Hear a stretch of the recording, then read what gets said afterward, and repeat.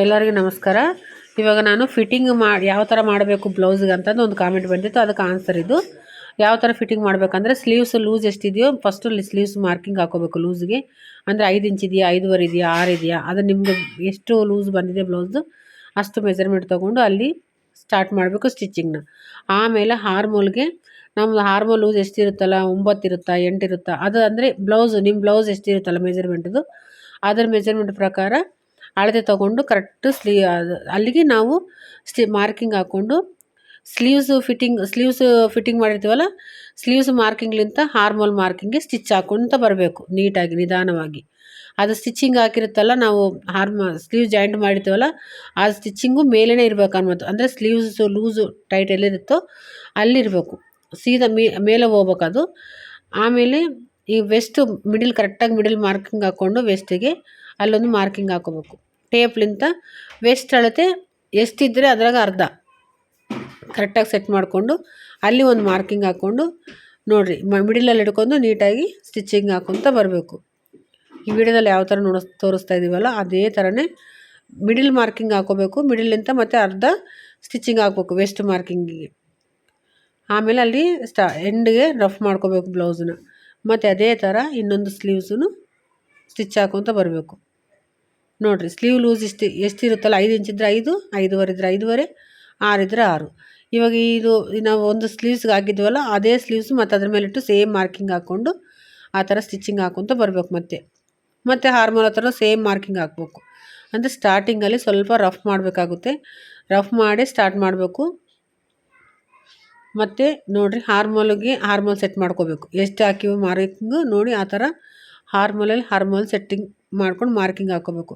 ಆವಾಗ ಮತ್ತೆ ಅದು ಏನಾದರೆ ನಾವು ಸ್ಲೀವ್ ಸ್ಟಿಚ್ ಮಾಡಬೇಕಾದ್ರೆ ಅರ್ಧ ಇಂಚು ಮಾರ್ಜಿನ್ ಏನು ಹಾಕಿರ್ತೀವಲ್ಲ ಅದನ್ನು ಮೇಲೆ ತೊಗೋಬೇಕು. ನೋಡಿರಿ, ನಾನು ಯಾವ ಥರ ತೋರಿಸ್ತಾ ಇದ್ದೀನಲ್ಲ ಅದೇ ಥರ ಮೇಲೆ ತೊಗೊಂಡ್ಬಿಟ್ಟು ಸ್ಟಿಚಿಂಗ್ ಹಾಕ್ಕೊತ ಬರಬೇಕು.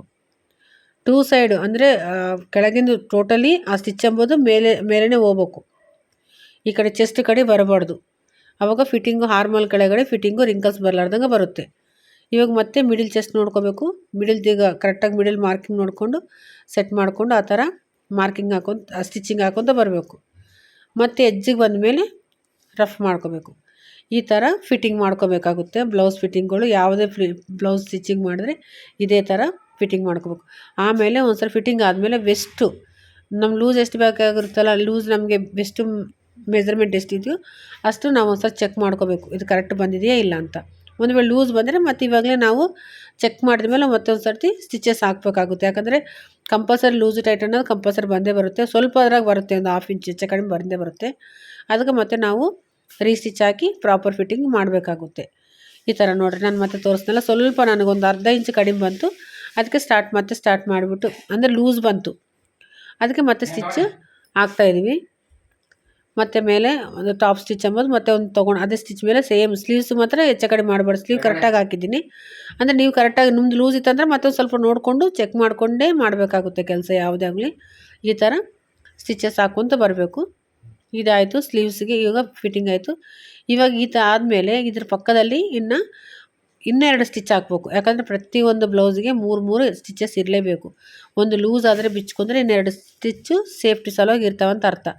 2 ಸ್ಟಿಚ್ ಹಾಕಿ ಬಿಡಬಾರ್ದು ಬ್ಲೌಸ್ಗೆ ಯಾವತ್ತೂ ಕೂಡ. 3 ಸ್ಟಿಚ್ಚು ಫಿಟ್ಟಿಂಗ್ ಆದಮೇಲೆ ಮತ್ತೆ 2 ಸ್ಟಿಚ್ ಎಕ್ಸ್ಟ್ರಾ ಇಡಲೇಬೇಕು, ಕಂಪಲ್ಸರಿ ಇಡಬೇಕು. ಇದು ನೆನ್ಪಿಟ್ಕೋಬೇಕು ನೀವು, ಸರಿನಾ? ಇವಾಗ ನೋಡಿರಿ, 3 ಸ್ಟಿಚ್ ನಾನು ಹಾಕಿದ್ದೀನಿ, ಕ್ಲಿಯರಾಗಿ ತೋರಿಸ್ತಾ ಇದ್ದೀನಿ ನೋಡಿರಿ. 3 ಸ್ಟಿಚ್ ಹಾಕಿದ್ಮೇಲೆ ಲಾಸ್ಟ್ ಎಂಡಿಗೆ ಔಟ್ಸೈಡ್ ಅಂದರೆ ಹೊರಗಿನ ಸೈಡಿಗೆ ಒಂದು ಅರ್ಧ ಇಂಚ್ ಮಾರ್ಜಿನ್ ಬಿಟ್ಕೊಂಡು ಅದನ್ನು ಸ್ಟಿಚ್ ಹಾಕ್ಕೊಂಡು ಬರಬೇಕು. ಅದು ನೀಟಾಗಿ ಕಟ್ ಮಾಡ್ಕೊಂಡ್ರೆ ಓವರ್ಲಾಕ್ ಮಾಡ್ಬೋದು, ಓವರ್ಲಾಕ್ ಇಲ್ಲ ಅಂದರೆ ಕೂಡ ನಡೀತದೆ. ಆ ಥರನೂ ಕೂಡ ಇದು ಮಾಡ್ಬೋದು. ನಾನಾದರೆ ಓವರ್ಲಾಕ್ ಮಾಡ್ತೀನಿ. ಸೊ ಆ ಥರ ಕಟ್ ಮಾಡಿಕೊಂಡು ಈವನಾಗಿ ಓವರ್ಲಾಕ್ ಮಾಡಿಕೊಂಡು ಬರಬೇಕು. ಇದು ಫಿಟ್ಟಿಂಗ್ ಮಾಡೋ ಪದ್ಧತಿ. ಇದೇ ಸೈಡು ಸೇಮ್ ಇನ್ನೊಂದು ಸೈಡನ್ನು ಅದೇ ಥರನೇ ಹಾಕೋಬೇಕು. ಇದು ಸೇಮ್ ಇದಾದಮೇಲೆ ಫಿಟ್ಟಿಂಗ್ ಆದಮೇಲೆ ಮಿಡಿಲ್ ಚೆಸ್ಟ್ ಕೂಡ ಒಂದು ಸಾರಿ ಚೆಕ್ ಮಾಡಬೇಕು. ಉಕ್ಸ್ ಪಟ್ಟಿಲಿಂತ ಸ್ಟಾರ್ಟ್ ಮಾಡಿಕೊಂಡು ಡಾಟು ಪಾಯಿಂಟೆಡ್ ಇರುತ್ತಲ್ಲ, ಪಾಯಿಂಟೆಡ್ವರೆಗೆ ಟೇಪ್ ಇಟ್ಕೊಂಡು ಮೆಜರ್ಮೆಂಟ್ ಮಾಡ್ಕೊತ ಬರಬೇಕು ನಿಧಾನವಾಗಿ. ನೋಡಿರಿ, ನಾನು ಯಾವ ಥರ ಮಾಡ್ತಾಯಿದ್ದೀನಿ ಅದೇ ಥರ ಮಾಡಬೇಕು.